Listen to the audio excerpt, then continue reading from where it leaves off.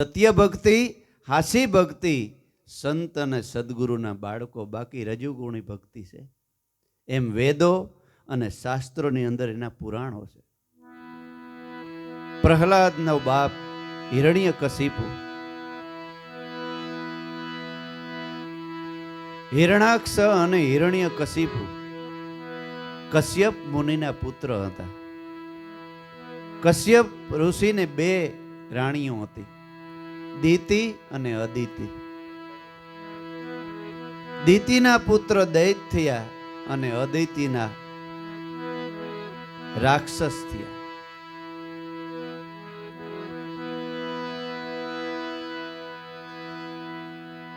દિતિ પોતાના પતિની બાજુમાં બેસી, દિતિ એટલે કુળા વિચાર કરનારી સ્ત્રી.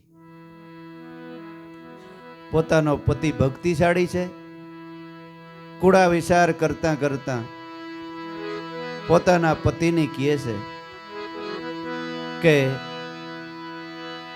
આ અદિતિ પુત્રનું સુખ લે છે તો મને ઋતુદાન આપો અને મને પુત્રને અધિકારી બનાવો. પણ પતિને ખબર હતા કે આનું મન ખરાબ છે, આના વિચારો ખરાબ છે. તો કે દેવી, તમારી વાત હાસી છે, પણ અત્યારે એ સમય નથી. એ સમયમાં જો પુત્ર પ્રાપ્તિ થાય તો મહાન રાક્ષસનો જન્મ થાય. તો કે નહીં, જે કંઈ થાય, છતાંય સમય બરાબર નહોતો અને પતિસંગ કીધો તો રાક્ષસનો જન્મ થયો.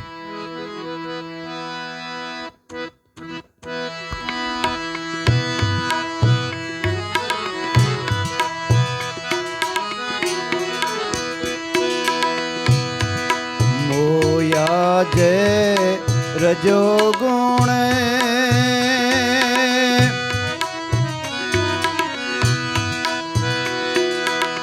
ઈર્ષાને અહંકાર મારે,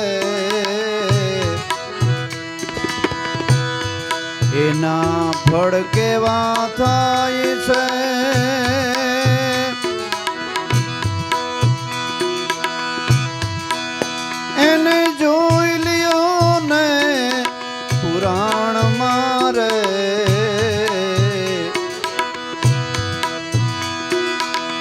મોયા જે રજો ગુણ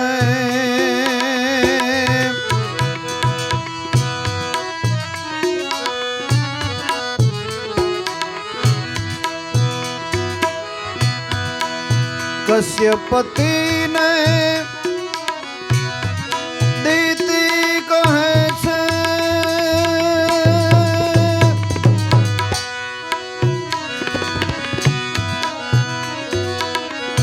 અદિતિ પુત્રનું સુખ લહે છે.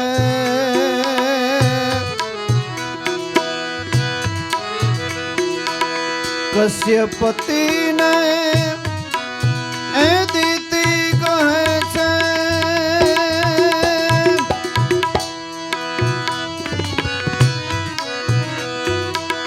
અદિતિ સુખ પુત્રનું લહે છે.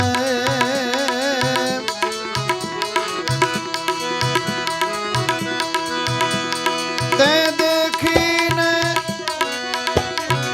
સળગું તો ઈર્ષાના આંધ્રણમાં રે.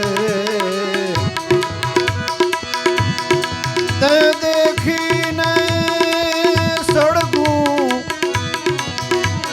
ઈર્ષાને અહંકાર મારે. મોયા જે રજો ગુણ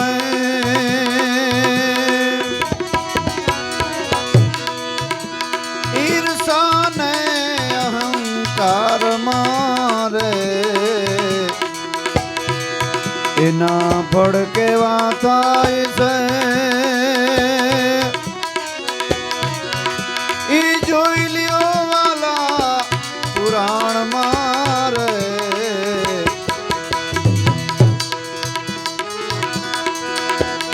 કુસમ સમયે પતિ સંગ કીધો,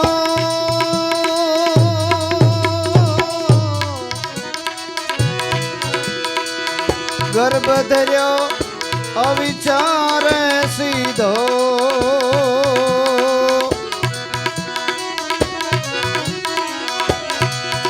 કુસમયે પતિ સંગ કીધો,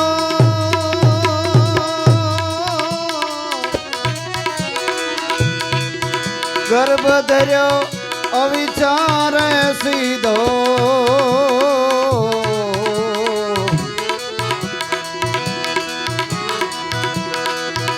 ઈર્ષાના પુત્ર થયા મહાબળ મારે, ઈર્ષાના પુત્ર થયા મહાબળ મારે, મોયા જે રજો ગુણે ઈર્ષાને અહંકાર મારે, એના ભડકેવા થાય છે,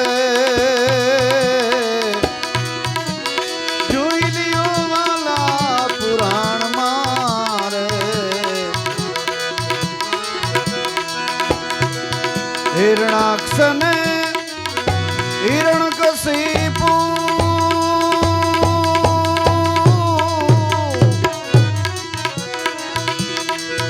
દેવતણા થયા મહારીપુ,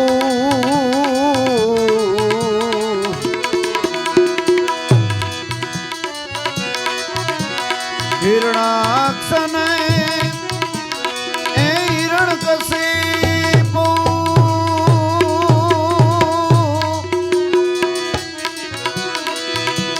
દેવતણા થયા મહારીપુ,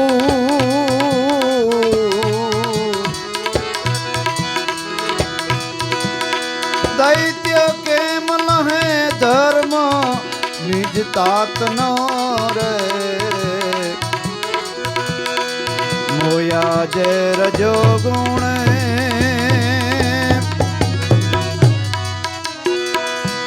ઈર્ષાને અહંકાર મારે,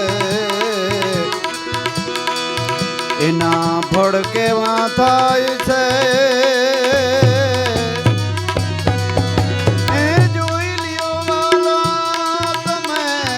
પુરાણ મારે, મોયા જે રજો ગુણે, મોયા જે રજો ગુણે,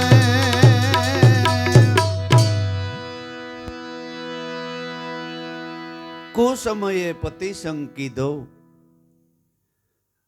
ગર્ભ ધર્યો અવિદ્યાએ સીધો, કુસમયે પતિ સંગ કીધો, પતિને વિરોધમાં અને કુડા વિચારોથી પતિ સંગ કીધો, દૈત્ય અને રાક્ષસનો ગર્ભ રહ્યો. આ પુરાણોની કથાઓ છે. આપણે કેવા વિચારો આપણા મનના છે ને એ પ્રમાણે આપણી પ્રજા ઉત્પન્ન થાય છે. આ જ્ઞાન બહુ અઘરું છે, બહુ કઠણ છે જ્ઞાન.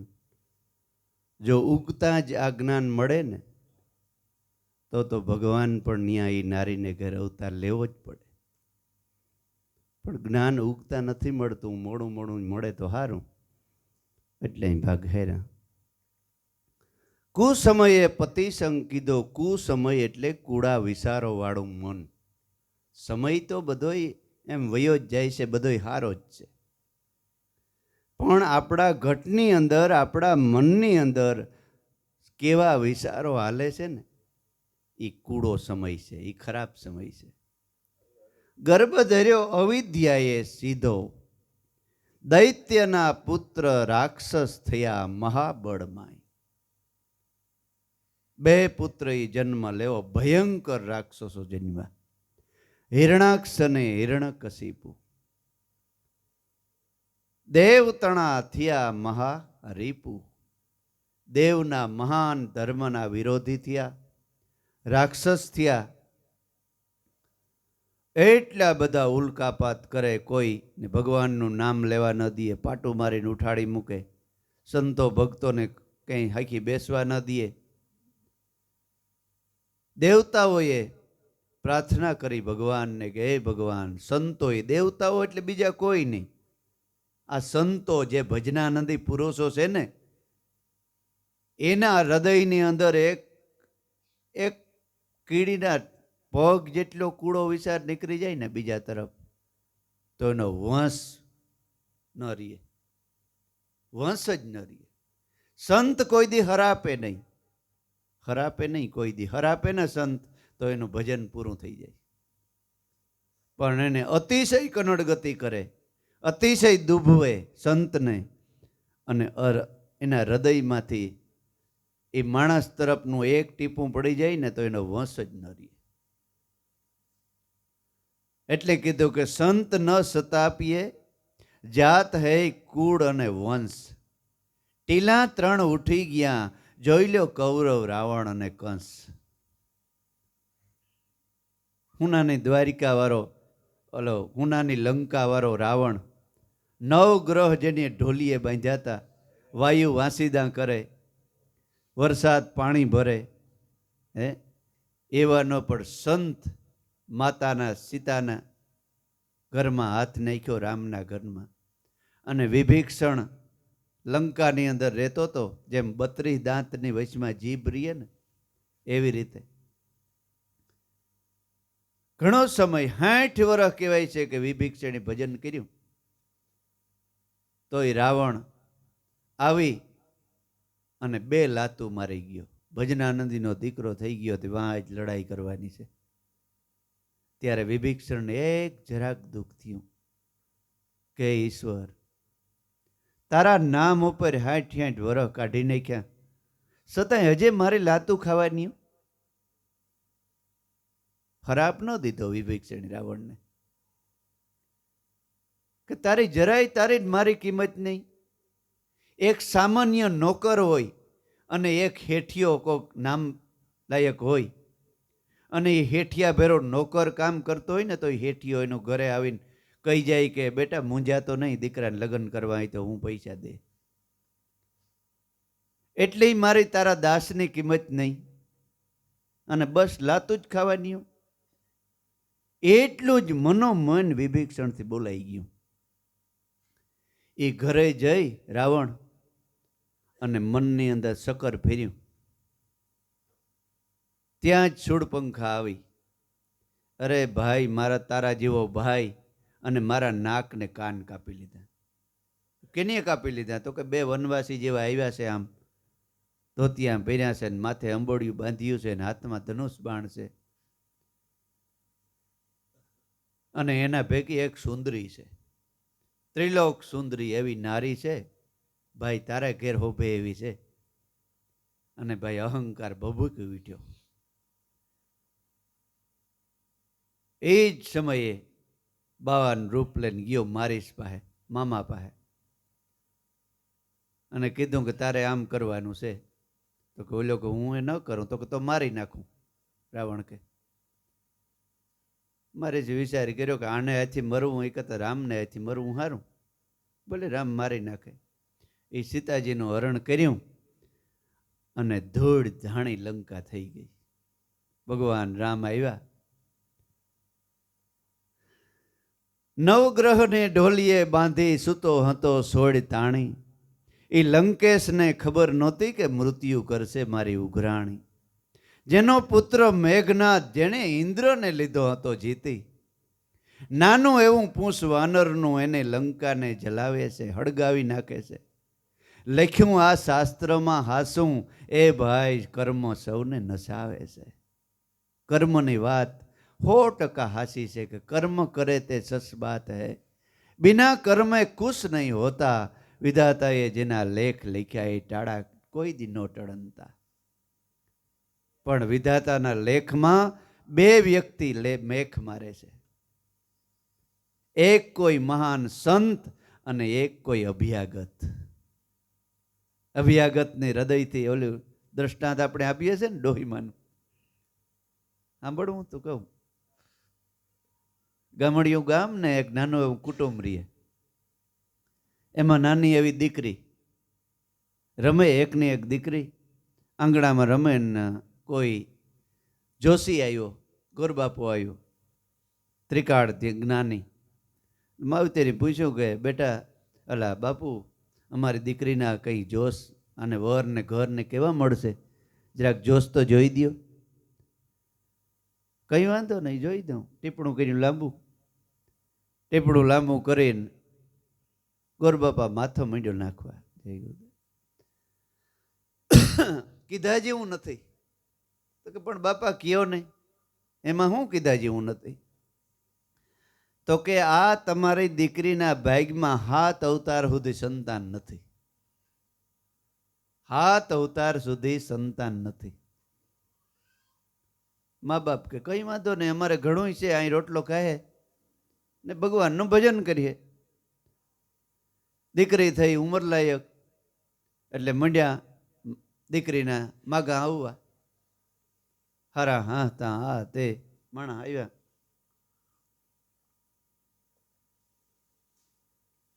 આ ક્યાંય જાય નહીં, દીકરીનું હા પાડે નહીં. એટલે સગા વાલાન કુટુંબીજનો, ભાઈ તમે દીકરીનો રોટલો થોડો ઘેર હોય, કાં ક્યાંય જતા નથી?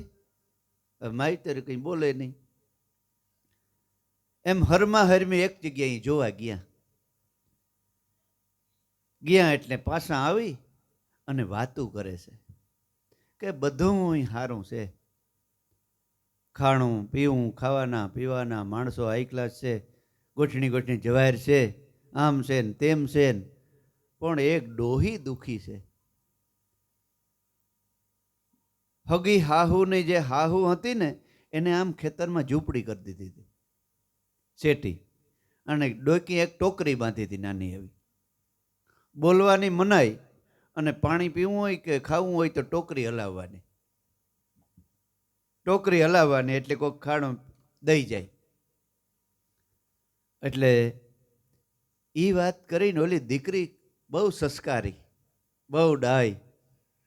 એટલે કીધું કે માં બીજું તો બધું ઠીક, મારા ભાગમાં સંતાન હોય કે ન હોય તો મારા ઘરવાળાને હું કહે કે બીજી કરી લે, પણ મારે ન્યા જવું છે, એ ઘેર મને મોકલો. માવતે રહી જવાબ દઈ દઈને થોડાક કંટાળ્યા હતા કે વાંધો નહીં, મારે ભગવાનની ધાર્યું હોય થાય. નક્કી કર્યું હગાઈનું. દીકરીને લગ્ન ત્યાં ધામધૂમથી બાપને માન બધા ત્યાં કરિયાવર લેવા. બધું લીધું, બધું લીધું. પછી માવતરે પૂછ્યું દીકરીને કે બેટા એવું કંઈ લેવું તારે, કંઈ ભૂલાઈ જતું હોય તો કે. તો કે બધું આવી ગયું, પણ મારે એક ટોકરો લેવો છે. તો કે હા, મા બાપને એમ કાલે ક્યાંક મંદિરે કે મૂકવો હોય હે, એ 1.5 હેરનો ટોકરો લઈ દીધો. એ બધા ભેગો લગ્ન થયા, કરિયાવર બધો ઉતાર્યો. ઉતારીને પછી આ ટોકરો ઉતાર્યો. ટોકરો થોડો હસતો રહીએ, વાઈ ગયો. એટલે હાહુનું ધ્યાન ગયું કે બીજું તો ઠીક, પણ આ ટોકરો કામ લેવી, આપણે આ મંદિર તને બાંધીએ. કે પેટમાં પાપ હોય ને એ સાપરે ચડાઈને પોકારે, એ હસતું જ ન રહીએ. ઓલું નથી વચમાં એક બીજું કહી દઉં. ગામડિયું ગામ ને સોરી થઈ. સોરી થઈ એટલે બધા ગોતી ગોતીને થાક્યા ને તોય જેડ્યો નહીં સોર. પછી એક ડાયો માણા હતો કે આખું ગામને શોકમાં ભેરું કરો. રાજાને કે સોર પકડાઈ જાય. તો કે એમ થોડું પકડાય, તો કે જોજો ને. એટલે ભેગું કર્યું, અને ભાઈ કે બધાય ઓલો સારો માણસ હતો ને, ડાયો માણસ સંત જેવો, બધાય શાંતિથી ઊભા રહેજો. આજ સોર નહીં હે ને, એનું સોગા ઉપર તાપ ભરીએ, સોગું હરેખીએ. એમ કરીને ખોટા ખોટા આમ ચોપડીને કાઢીને 1 2 3 કહે ને એટલે એનું સોગું હરીખીએ. સોગું 1 2 જો હરી ગયું સોર હતો એ મંડ્યો આમ આમ કરવા. જો ઓલ્યો જ છે સોરી કે સોગું હું હરી ગયા, એનું પાપ બીનું પેટમાં કે મેં કરી કે તાપ નથી મરતો ને. એટલે આને હાહુ ને એવું થયું. એ ટોકરો હું મારા હાથ લીધો એ. એટલે ધીમે એકથી હાંજ પડીને હાહુ વહુને 2-5 જણી બેઠી હતી. બીજું બધું તો ઠીક, પણ બેટા આ ટોકરો કેવું લેવી, તારે કંઈ મંદિર કે બનાવવું કે શું છે? તો કે ના રે ના, મંદિર શું બનાવે? તો કાં, જો તમારો બાપો નબળો છે, થોડી ગરીબી છે, એટલે તમારે બાપે તમારી હાહુ હાટું એવડી ટોકરી લઈ દીધી. મારો બાપો સગવડવાળો છે, 100 વીઘા જગ્યા છે, અને મને એવડો ટોકરો લઈ દીધો. ત્યાં તો મારા હાટું તો કે તમે તમારી હાહુને બાંધ્યો તો મારે બાંધવો જ પડે. તઈ ખબર પડી કે ગાડા વાટી ઈ જ ગાડલી વાટી છે. લખમો માડી કે વીતી હોય ઈ જાણે, પરવીતી શું જાણે? જેને વીત્યો હોય ઈ જાણે. અને ભાઈ આને હિખામણ આવી ગઈ, હૃદય પરિવર્તન થઈ ગયું હાહુનું, કે આપણે કંઈ બોલવું જ નથી, ભલે ને ગમે એ કરે, આ ડરના ગરિયા કરે તો આપણે ના નથી પાડવી વહુને. આલે આજ સાવીનો જુડો આજથી તારા હાથમાં, તારે જે કરી મારે બટકો રોટલો આપ એટલે બસ. તો ટોકરો બાંધે ને, એટલે હાહુય લખણ વેચતી તો હોય એવું. બહુને કોઈ દે હક ન દીધો હોય તો પછી ટોકરી જ બાંધે ને. હે એટલે હાવ કઈ વહુ નહીં વાંક ન હોય. હાવ બિચારી વહુ નહીં, પછી બહુ કીધા રાખવું એ બાપુ તો હમણાં જ કહે છે. એટલે બેયને ભાવથી, દીકરીને હાહુને મા માની લેવી અને હાહુને પોતાની વહુને દીકરી માની લેવી, તો દુઃખ ન થાય. પણ પ્યાર કી માની, મા દીકરીને જોજો કોઈ દી ડખો નહીં થાય. થોડીક અકલ નબળી હોય તો એ મા દીકરી હે ને, એટલે કોઈ દી બાજણું થાય તો એ તરત 2 કલાકમાં બોલતી હોય. કારણ ખબર છે કે મારી મા તક ભબડ્યા રાખે, અને માને ખબર હોય કે ભાઈ એ છોકરું છે. એવી રીતે મા દીકરી રહે ને, એવી રીતે હાહુ ને વહુને રહેવાની જરૂર છે.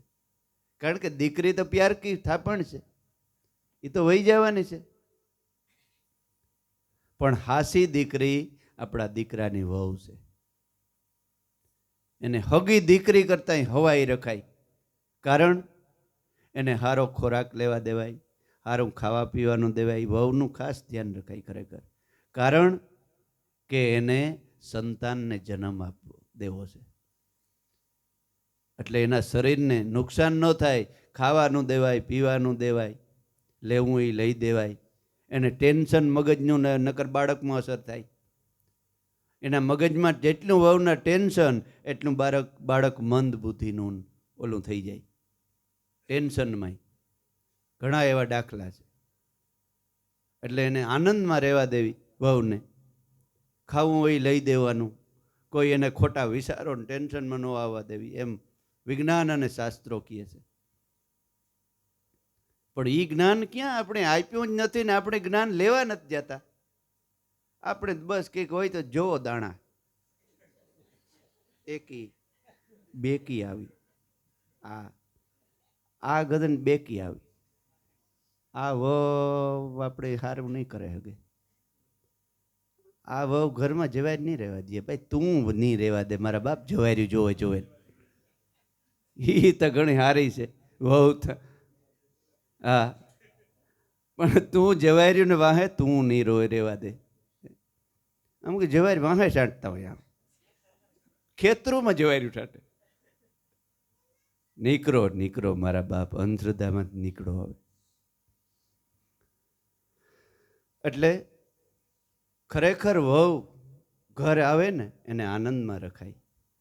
જેવા આપણા ભાઈ, આપણા દીકરાના ને આપણા ભાઈ હતા એવી મળી.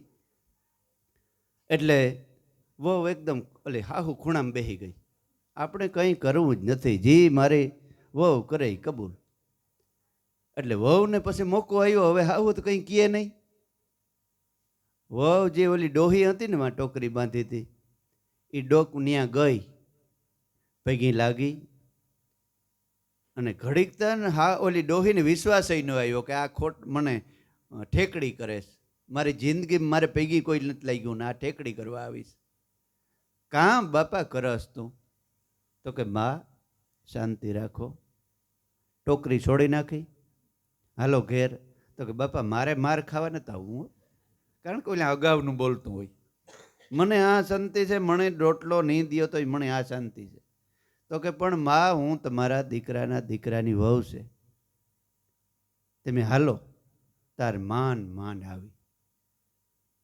પછી જૂના કપડાં દઈ કાઢી, લંગોટ વરવી, સુગંધિત તેલથી આખા શરીરને માલિશ કરી રેગી રગમાંથી થાક ઉતારી નાખ્યો.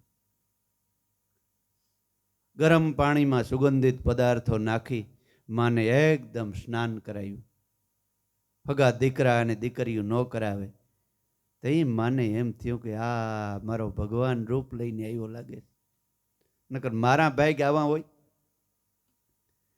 નવરાવી, કોરા ટવેલથી આખું શરીર કોરું કરી પોતે લુગડા લઈ આવી હતી, નવા લુગડા પહેરાવ્યા, નવા કપડાં પહેરાવ્યા, ગાદલું નાખી અને માને ઢોલીએ બેસાડી.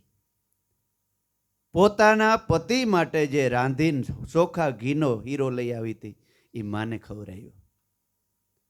ખવડાવી અને ઠંડુ માથેથી પાણી પાયું અને ઓધાર કરી દીધો, આમ બેસવાની ગાદી કરી દીધી. હવે મારા ખોરિયામાં જીવ છે ને ત્યાં સુધી તને આવીને આવી કાયમ રાખીશ, ચિંતા ન કરતી. પગ ધોઈને શરણામત લીધું, ખોરો પાથરીને પીગી લાગી ગઈ માં. ત્યાં તો અહીંથી નાભીએથી આશીર્વાદ નીકળ્યો, એ જા જા મારી દીકરી, હાથ દીકરાની માં થા. 2-5 વર્ષ થયા અને ઘેર તો એકદમ 2 દીકરા રમે રાવણ જેવા. ઓલો ફરતો ફરતો પાછો આવ્યો. માવી તરીકે ગોરબાપા તમે ખરા છે હો, આવા ખોટા જોશ જોઈને કોકની દીકરીઓની જિંદગી બગાડવી. તો કાં તમે કહેતા દીકરી સંતાન નો હાથ જન્મમાં, આ મારી દીકરીને દીકરા રહ્યા 2. તો કે મારા જોશમાં કોઈ દી ખોટું હજી સુધી નથી પડ્યું મારી 70 વર્ષની ઉંમરમાં. આ દીકરીએ નક્કી કંઈક પણ સંત અને કાં કોઈ અભ્યાગત એને મળી ગયો હોય, નકર લેખમાં મેક મારવા સમર્થ નથી કોઈ. દીકરીની બરકી કે બેટા કોઈની સેવા કરે, કોઈ ભગવાનની, કોઈ સંતની, કોઈ ગરીબની. તો કે સેવા બાપુ બીજી તો કંઈ નથી કરી, પણ મારી હાહુ ગલઢીમાં હતી ને એને રવાડે રવાડે ટોકરા પીડ્યા હતા ને એને સફાઈ કરી દીધી મેં, અને એની મને આશીર્વાદ દીધા હતા કે હાથ દીકરાની માં થા. ગોરબાપુ કે જો આ આશીર્વાદ આ લેખમાં મેખ માર્યા. ભગવાન કે હું પણ લેખમાં મેખ નથી મારી શકતો, પણ મારા સંતોને મેં છૂટ આપીશ કે જાઓ મારજો. સંતનો હું દાસ છું અર્જુન, આ લક્ષ્મીજી મારા સંતની દાસી. જ્યાં જ્યાં મારા સંત જાવે ત્યાં ત્યાં હું જાઉં અર્જુન. સૂતો સૂતો મારું ભજન કરે તો હું બેઠો બેઠો સાંભળું, બેઠો બેઠો ગાય તો ઊભો ઊભો સાંભળું, અને ઊભો ઊભો ગાય એ અર્જુન હું મારા સંતની આગળ નાસું. મારા રે સંતને કોઈ નિંદા કરે તો હું મારું એને ગેબી ઊંડા માર. મારા સંતને કોઈ આંગળી સીંધે ને તો અર્જુન હું એનો હાથ કાપી નાખું. એટલી મારા સંતને તિતિક્ષાઓ છે. એટલે જે રજોગુણથી ભક્તિ કરે છે, મોયા જે રજોગુણે, ઈર્ષા ને અહંકારમાં દિતિના પુત્ર થયા મહા રાક્ષસ હિરણાક્ષ અને હિરણ્યકશિપુ. સંતોને મીડ્યા મારવા, જ્યાં જઈને સંતોને મારે, સંતોને હાઈ લાગી. સંતો મહાપુરુષોએ ઈશ્વરને પ્રાર્થના કરી કે હે ભગવાન, હવે હદ થઈ ગઈ છે, આ તમારી લાજ નહીં જવા દ્યો તો તમારું ભજન કોણ કરશે? એટલે ભગવાને પછી વરાહનો રૂપ લીધો.